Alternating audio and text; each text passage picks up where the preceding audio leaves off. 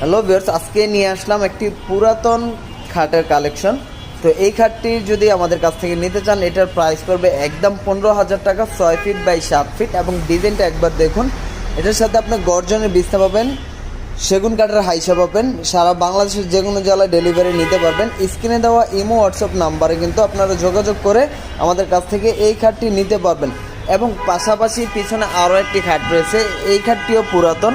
এটারও প্রাইস পড়বে 18,000 টাকা, সম্পূর্ণ চিটং সেগুন কাঠের।